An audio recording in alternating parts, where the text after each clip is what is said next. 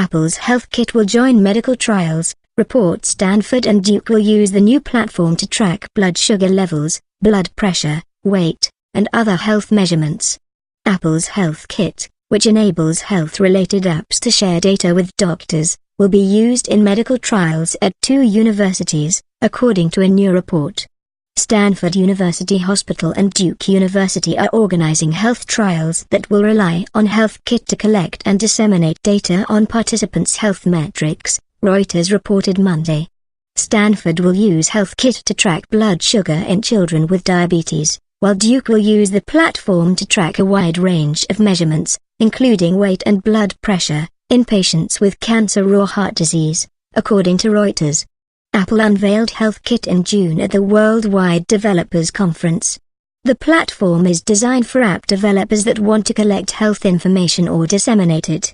Apple envisions the technology being used in tandem with its hardware to collect health information and then have the data sent off to doctors, with a patient's permission. Apple's HealthKit stores a patient's health information in a centralized location that no one can access without the user's permission. Once that permission is granted, however, Apple believes it could go a long way in improving healthcare and the ways in which doctors receive data about a patient's health. Apple is by no means alone in its hope of playing a central role in the crossroads between technology and health.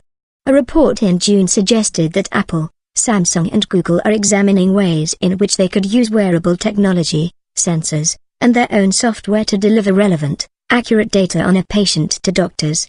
They were specifically focused on diabetes, according to the report. Tracking diabetes has proven to be vexing for many companies.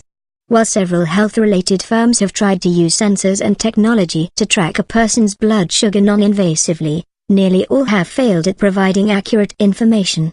The tried-and-true method of pricking a finger and checking glucose levels in blood is still best practice.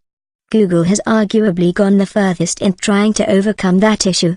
The company earlier this year showed off a contact lens designed to measure glucose levels and tell people whether there is cause for concern.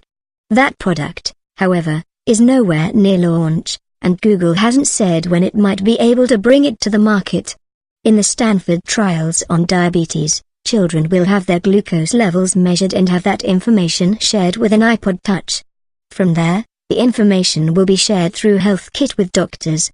Stanford argues that the data will be shared more quickly through HealthKit and effectively sidestep the drawn-out process of calling or faxing information on a patient's condition. Duke is hoping for the same with its own trials. Apple is working with both universities on their trials, according to Reuters. In addition, several medical device makers that have plans to integrate HealthKit into their products, including Dexcom and Epic, are also participating. If all goes well, Apple could make some inroads into the health field.